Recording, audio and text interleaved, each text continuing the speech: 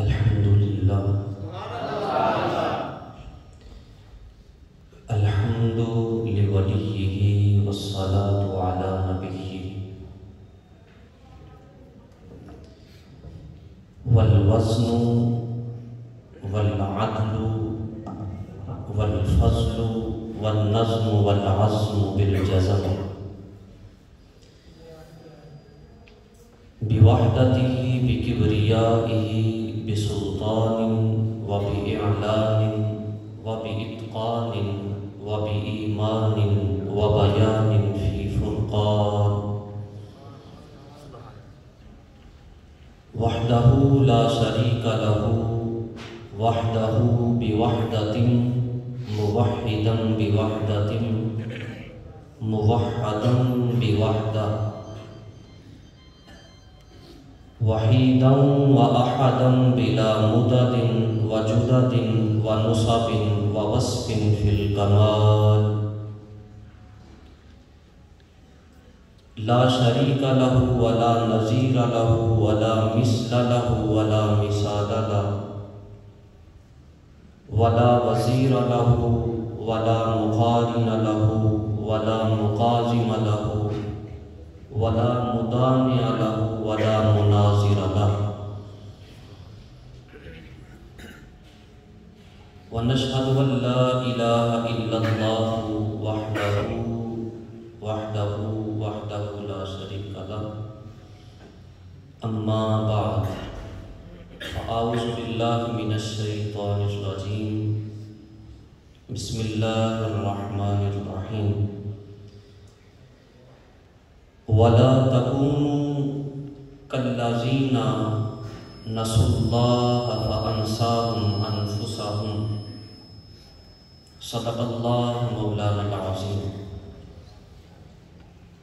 إن الله وملائكته يصلون على النبي يا أيها الذين آمنوا صلوا عليه وسلموا تسليما الصلاة والسلام عليك يا سيدي يا رسول الله وعلى آلك وأصحابك يا سيدي يا حبيب الله الصلاة والسلام عليك يا سيدي يا خطيب الأنبياء والمرسلين وعلى آلك وأصحابك يا رحمة للعالمين۔ اللہ رب العزت کی حمد و ثنا کے بعد لامحدود درود پاک سرور کائنات حبیب کردگار مختار کل ختم الرسل احمد مجتبی جناب محمد مصطفیٰ صلی اللہ علیہ وآلہ وبارک وسلم آپ کے ارمغان نیاز میں ہدیہ درود و سلام پیش کرنے کے بعد عزیز القدر واجب الاحترام معزز و محترم سامعین، قرآن کا یہ فیصلہ ہے کہ اللہ نے قرآن کو ہر شک سے مبرہ اور منزہ بنایا ہے۔ یہ وہ کتاب ہے جس کے پہلے صفحہ پہ اللہ نے ارشاد فرمایا ذالک الکتاب لا ریب فیہ، فرمایا یہ وہ کتاب ہے کہ اس میں شک کی گنجائش بھی موجود نہیں ہے۔ قرآن ایسی کتاب ہے کہ انسان شک کا تصور بھی نہیں کر سکتا کہ قرآن میں شک موجود ہے۔ اللہ نے قرآن پاک میں ارشاد فرمایا وَلَا تَكُونُوا، تم ان لوگوں کی طرح نہ ہو جاؤ كَالَّذِينَ نَسُوا اللَّهَ، جنہوں نے اللہ کو بھلا دیا، فَأَنْسَاهُمْ أَنفُسَهُمْ، پھر کیا ہوا؟ اللہ نے بھی ان کو ان کے ہاتھ میں چھوڑ دیا۔ جیسے وہ کام کرتے تھے اللہ نے کہا کہ تم بھی اپنی حالت میں مرو گے، کی حالت میں چھوڑ دیا۔ فکر آخرت یہ ایمان کا حصہ ہے۔ اللہ رب العزت نے قرآن پاک میں ارشاد فرمایا والذین یؤمنون بما انزل الیک وما انزل من قبلک، کہ وہ لوگ جو آپ پہ ایمان لے کے آئے، جو آپ پہ نازل ہوا اس پہ ایمان لے کے آئے، وما انزل من قبلک، اور جو آپ سے قبل نازل ہوا اس پہ ایمان لے کے آئے، وہ لوگ کامیاب ہیں۔ تو جو آقا علیہ الصلوۃ والسلام کی ہستی پاک پہ ایمان لے کے آیا، آپ کو اللہ کا نبی تسلیم کیا، فرمایا وہ شخص کامیاب ہے۔ اللہ رب العزت نے انسان کو بنایا، تو انسان بنانے کے بعد اللہ رب العزت نے انسان کو بڑا منصب اور بڑا مرتبہ عطا کیا، لیکن یہ منصب، یہ مرتبہ، یہ مقام اس بندے کے لیے ہے جو بارگاہ خدا بندی میں اپنا سر خم کرتا ہے۔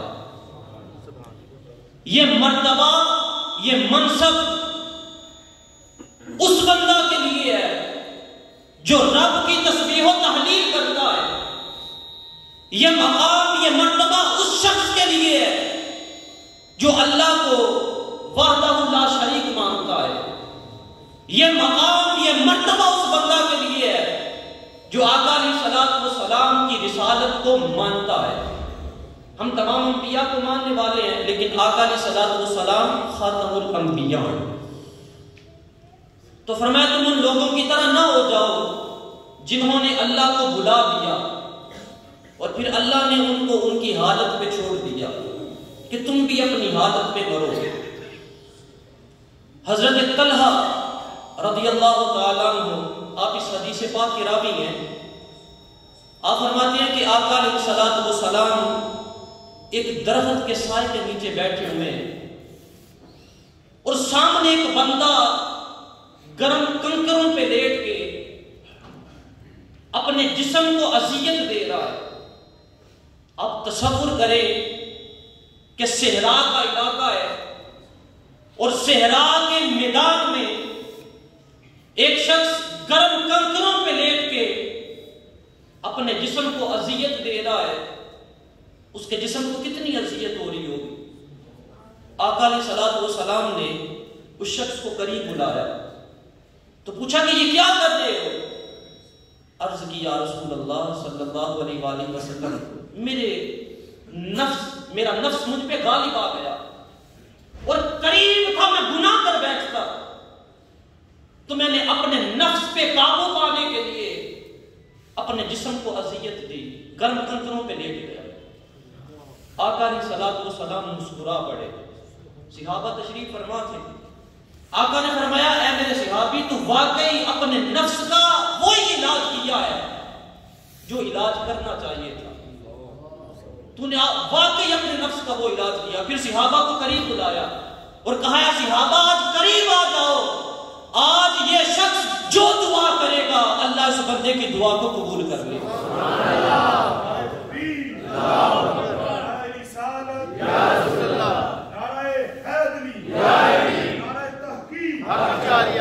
اور فرمایا جس کے دل میں آخرت کی فکر لگ جاتی ہے کہ یار میں نے اس دنیا میں نہیں رہنا، یہ دنیا میرا ٹھکانہ نہیں ہے، جس کے دل میں یہ فکر لگ جاتی ہے، فرمایا اللہ اس بندے کو کل قیامت کے دن بڑا مرتبہ عطا فرمائے گا۔ تو آج دیکھ لیں ہمارے دلوں کی حالت کیسی ہو گئی ہے۔ ہمارے دل اگر ہم ذکر سنتے ہیں تو اسی طرح موم کی طرح نرم ہو جاتے ہیں، لیکن جو ہی بازار میں نکلتے ہیں تو پھر اسی طرح دلوں میں سختی آ جاتی ہے۔ حضرت ثعلبہ بن عبد الرحمن رضی اللہ تعالیٰ عنہما، آپ اس حدیث پاک کے راوی ہیں، آپ فرماتے ہیں کہ ایک مرتبہ میں رستے سے گزر رہا تھا، اچانک میری نظر ایک برہنہ عورت پہ پڑ گئی، نہا رہی ہے تو اس کے جسم پہ میری نظر پڑ گئی۔ حضرت ثعلبہ بن عبد الرحمن کہتے ہیں کہ جب میری نظر اس کے جسم پہ پڑی تو میں اللہ کے خوف سے کانپ اٹھا. میں نے وہ ساری دنیا داری چھوڑ دی, جنگل میں چلا گیا. جنگل میں جا کے اللہ کی عبادت, ریاضت اس میں مشغول ہو گیا, اور ہمہ وقت رو رہا ہوں. صبح دوپہر شام میرا اوڑھنا بچھونا رونا بن گیا کہ میں روتا رہتا ہوں, یا اللہ مجھ سے گناہ ہو گیا ہے, میرا گناہ معاف کر دے. آقا علیہ الصلوۃ والسلام کو خبر ملی کہ حضرت ثعلبہ بن عبد الرحمن سے گناہ ہو گیا ہے. اور گناہ کیا ہوا ہے کہ انہوں نے ایک برہنہ عورت کو دیکھ لیا ہے. آقا علیہ الصلوۃ والسلام نے سیدنا عمر فاروق رضی اللہ تعالیٰ عنہ اور حضرت سلمان فارسی رضی اللہ تعالیٰ عنہ آپ کو بھیجا کہ جا کے حضرت ثعلبہ کو لے کے آؤ. دونوں صحابی گئے. جب جنگل میں گئے تو دیکھا کہ ثعلبہ رضی اللہ تعالیٰ عنہ آپ زاروں کی طرح رو رہے ہیں, آنسوؤں کی جری لگی ہوئی ہے. تو حضرت عمر فاروق کہنے لگے کہ اے ثعلبہ تجھے آقا بلا رہے ہیں. تو آپ کے رونے میں مزید شدت آ گئی. کہا کہ جس آنکھ نے ایک برہنہ عورت کو دیکھ لیا ہے وہ آقا کا چہرہ کیسے جا کے دیکھے گا؟ جس نے ایک برہنہ عورت کو دیکھ لیا ہے وہ آقا کا چہرہ کس طرح جا کے دیکھے گا؟ زاروں کی طرح رو رہے ہیں. سیدنا عمر فاروق رضی اللہ تعالیٰ کو آپ نے پکڑ کے جھنجھوڑا اور کہا تمہیں پتہ نہیں تمہیں آقا بلا رہے ہیں, آقا کا حکم آ گیا ہے. آپ کہتے ہیں کہ میں آقا کی بارگاہ میں اس وقت جاؤں گا جب آقا نماز کی حالت میں ہوں گے. آقا علیہ الصلوۃ والسلام نماز پڑھا رہے ہیں. حضرت عمر فاروق رضی اللہ تعالیٰ عنہ اور حضرت سلمان فارسی رضی اللہ تعالیٰ عنہ آپ نے پکڑا اور بارگاہ مصطفیٰ میں آقا نماز پڑھا رہے ہیں, پیچھے نماز پڑھنا شروع کر دیں. اب جب نماز سے فارغ ہوئے تو آقا علیہ الصلوۃ والسلام نے اپنا روح والدہا حضرت ثعلبہ کی طرف پھیرا. آقا علیہ الصلوۃ والسلام نے اپنے قریب بلایا اور پھر مصافحہ فرمایا مجھ سے اور کہا ثعلبہ تمہیں کیا ہو گیا ہے؟ تو حضرت ثعلبہ رضی اللہ تعالیٰ عنہ آپ کہنے لگے یا رسول اللہ صلی اللہ علیہ وآلہ وسلم مجھ سے گناہ ہو گیا ہے. پوچھا کیسا گناہ؟ عرض کیا رسول اللہ ایک برہنہ عورت کو دیکھ لیا ہے. اسی برہنہ عورت کو دیکھنے کے بعد میرا دل اس طرح دڑک رہا ہے اور اس طرح مچل رہا ہے جس طرح ہنڈیاں ابلتی ہے. یا رسول اللہ مجھ سے گناہ ہو گیا ہے, مجھے پاک اور صاف کر دیجیے. آقا علیہ الصلوۃ والسلام نے کہا کہ اے میرے صحابی پڑھا کر ربنا آتنا فی الدنیا حسنۃ وفی الآخرۃ حسنۃ وقنا عذاب النار. کہا ہمہ وقت یہ وظیفہ بنا لے اور اسی طرح اس وظیفہ کو پڑھا کر ربنا آتنا فی الدنیا حسنہ ربنا آتنا فی الدنیا حسنہ. 3 دن کا وقت گزرا. حضرت ثعلبہ رضی اللہ تعالیٰ عنہ آپ کی روح جسم سے پرواز کر جائے. آقا علیہ الصلوۃ والسلام جنازہ میں شریک ہوئے. آقا علیہ الصلوۃ والسلام اپنی انگلیوں پاؤں کی انگلیوں کے بل چل رہے ہیں. پورا اپنا پنجہ زمین پہ نہیں لگا رہے بلکہ اپنی انگلیوں پوروں کے بل چل رہے ہیں. پورا تلوا زمین پہ نہیں لگ رہا. صحابہ نے دیکھا بڑا عجیب معاملہ ہے. عرض کیا رسول اللہ صلی اللہ علیہ وسلم آج یہ چلنا کیسا ہے کہ آپ پورا تلوا لگائے بغیر اپنی انگلیوں کے پوروں پہ چل رہے ہیں. آقا علیہ الصلوۃ والسلام نے ارشاد فرمایا میرے صحابہ اس نے ایسی توبہ کی تھی جو اللہ کو بڑی پسند آئی ہے اور آج زمین پہ اس کا جنازہ پڑھنے کے لیے اتنے فرشتے اترے ہیں کہ مجھے پاؤں رکھنے کے لیے جگہ نہیں مل رہی. تو دیکھیے جن کے دل میں آخرت کی فکر لگ جاتی ہے کہ میں نے اس دنیا سے چلے جانا ہے, جس کے دل میں یہ فکر لگ جاتی ہے کہ میں نے اس دنیا سے پردہ کر جانا ہے, جس کے دل میں یہ فکر لگ جاتی ہے کہ یہ میری زندگی مختصر سی زندگی ہے, جس کے دل میں یہ فکر لگ جاتی ہے کہ میں نے اس دنیا میں نہیں رہنا, میرا اصل ٹھکانہ وہ جنت میں ہوگا.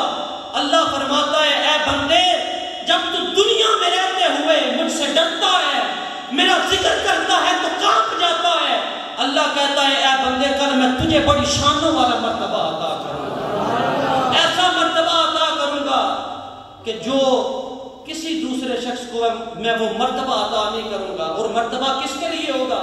فرمایا اس بندے کے لیے وہ مرتبہ ہوگا جو بندہ اللہ کے خوف سے کانپ جاتا ہے. قرآن پاک میں اللہ نے ارشاد فرمایا وَأَمَّا مَنْ خَافَ مَقَامَ رَبِّهِ وَنَهَى النَّفْسَ عَنِ الْهَوَىٰ. فرمایا جو بندہ میرے سامنے کھڑا ہونے سے ڈر جاتا ہے، اپنے نفس پہ قابو نہیں پا لیتا، اس کا دل یاد الہی میں اتنا مشغول ہو جاتا ہے کہ جب میری بارگاہ میں آتا ہے اس کے رونگٹے کھڑے ہو جاتے ہیں. فرمایا وَأَمَّا مَنْ خَافَ مَقَامَ رَبِّهِ وَنَهَى النَّفْسَ عَنِ الْهَوَىٰ فَإِنَّ الْجَنَّةَ هِيَ الْمَأْوَىٰ. فرمایا جو بندہ میرے سامنے کھڑا ہونے سے ڈر جاتا ہے، اپنے نفس پہ قابو پا لیتا ہے، میں اللہ کل اس بندے کو 2 جنتیں عطا کروں گا. ایک جنت نہیں، فرمایا فَإِنَّ الْجَنَّةَ هِيَ الْمَأْوَىٰ، اس بندے کا ٹھکانہ جنت بنا دوں گا. اور فرمایا وَلِمَنْ خَافَ مَقَامَ رَبِّهِ جَنَّتَانِ، جو شخص میرے سامنے کھڑا ہونے سے ڈر جاتا ہے میں اس بندے کو 2 جنتیں عطا کروں گا. اللہ نے کتنا مرتبہ، کتنا مقام اس بندے کے لیے رکھا ہے کہ جو رب کی بارگاہ میں جاتے ہوئے لرز جاتا ہے، جب رب کی بارگاہ میں آتا ہے تو اس کا جسم کانپ جاتا ہے. جب بھی رب کی بارگاہ میں آتا ہے تو اللہ کے خوف سے اس کے رونگٹے کھڑے ہو جاتے ہیں. اللہ کہتا ہے میں نے اس بندے کے لیے بڑا مقام رکھا ہے. اور بڑا مقام کیا ہے؟ فرمایا میں اللہ اس بندے کو 2 جنتیں عطا کروں گا. ایک صحابی آقا علیہ الصلوۃ والسلام کی بارگاہ میں حاضر ہوئے اور آپ کے پیشانی سے اور ناک سے خون بہہ رہا ہے. ایک صحابی تھے، آقا علیہ الصلوۃ والسلام نے دیکھا کہ صحابی کی ناک سے اور پیشانی سے خون بہہ رہا ہے. پوچھا صحابی کیا معاملہ؟ عرض کی یا رسول اللہ صلی اللہ علیہ وآلہ وسلم، کہا کہ میں باہر گزر رہا تھا تو میری نظر کسی عورت پہ پڑ گئی تو اس عورت کے حسن میں فریفتہ ہو گیا. اچانک سامنے دیوار آ گئی، میں دیوار سے ٹکرا گیا. آقا علیہ الصلوۃ والسلام نے کہا کہ آتے ہماری بارگاہ میں ہو اور دل کسی اور سے لگاتے ہو، آتے میری بارگاہ میں ہو دل کسی اور سے لگاتے ہو.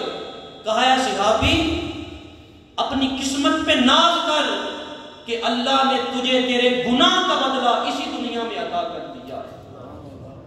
یعنی تجھ سے گناہ ہو گیا، تو نے ایک عورت کو دیکھا اور اس کے حسن میں فریفتہ ہو گیا تو کہا کہ اے صحابی رسول اپنی قسمت پہ ناز کر کہ اللہ نے تجھے تیرے گناہ کا بدلہ اسی دنیا میں عطا کر دیا.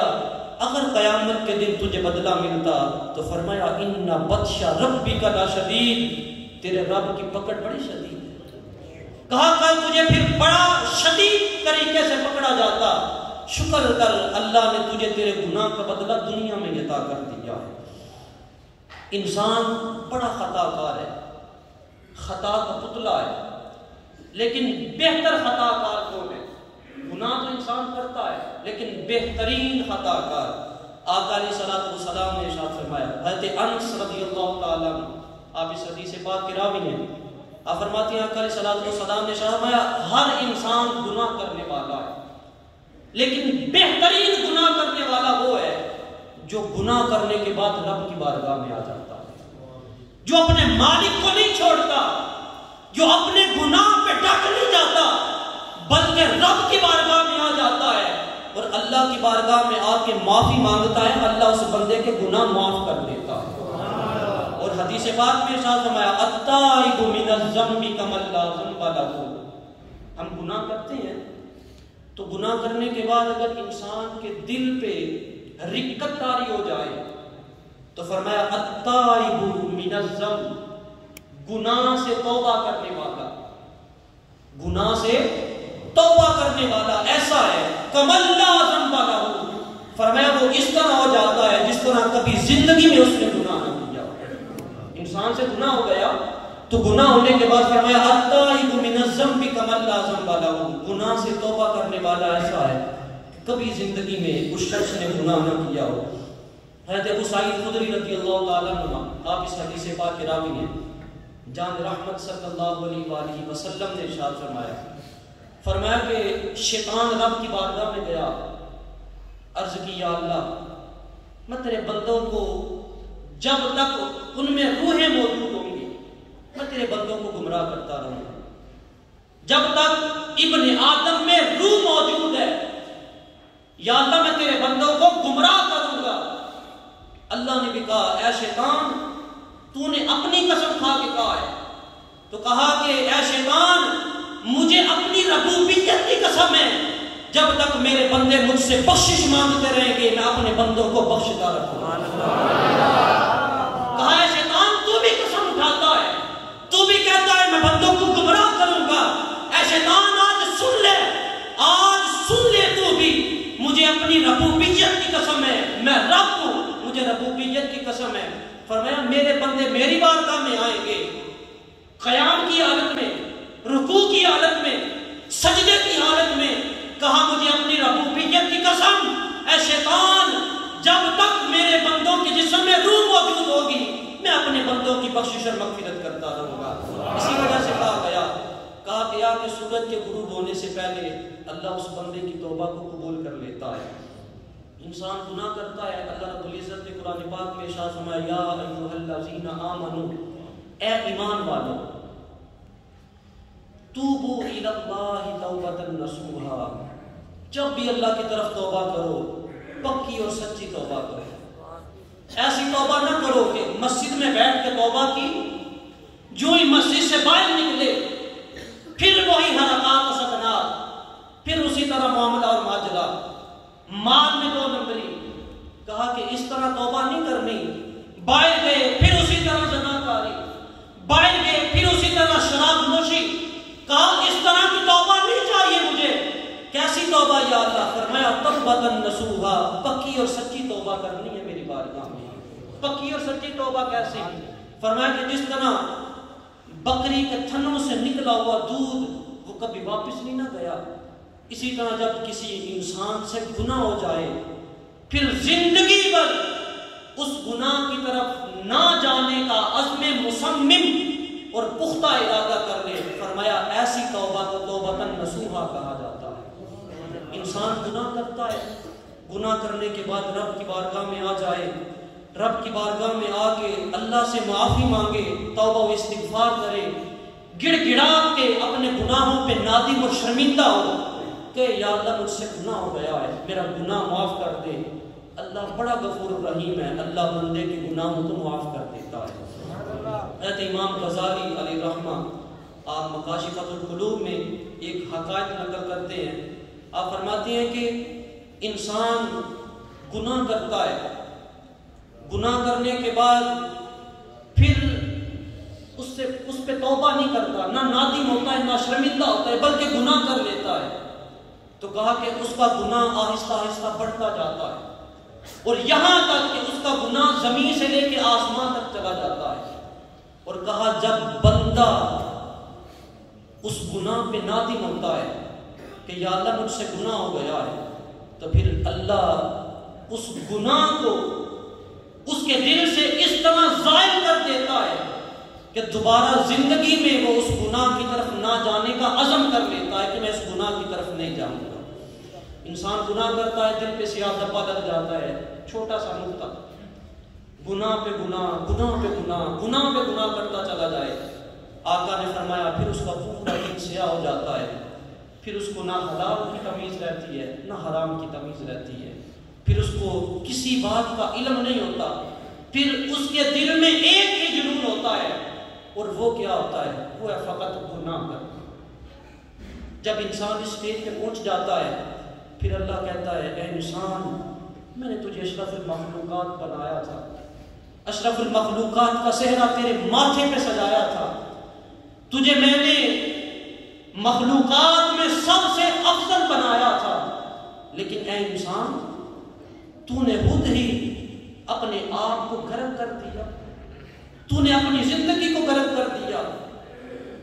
پھر اللہ کہتا ہے اے انسان اپنی قسمت پہ شرمندہ ہو، اپنی قسمت پہ شرمندہ ہو، میں نے تجھے اتنا خوبصورت بنایا تھا، اتنا خوبرو بنایا تھا، اور اگر انسان محنت کرے تو کہا فرشتوں سے بھی افضل والا بن سکتا تھا تو، لیکن تو نے اپنی قسمت پہ ناز کیا۔ آج دیکھ لے تیرے مقدر میں کیا لکھ دیا گیا ہے، آج اسفل سافلین میں تجھے گرا دیا جائے گا۔ اور فرمایا وہ جو اسفل سافلین ہے وہ ٹھکانہ اتنا سخت ہے کہ جو بندہ غرور اور تکبر کے معاملہ میں اپنے آپ کو لازم کر لیتا ہے کہ میں نے فقط غرور کرتا ہے، میں فقط تکبر کروں گا، فرمایا اللہ اس کو اسفل سافلین میں پھینک دے گا۔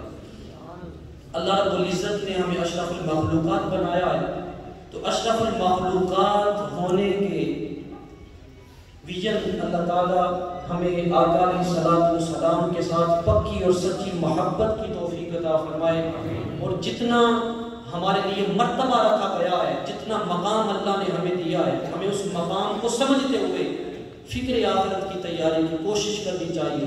اللہ رب العزت کے حضور دعا ہے کہ اللہ تعالیٰ ہمارے گناہوں کو معاف فرمائے، آمین۔ وما علیہ الا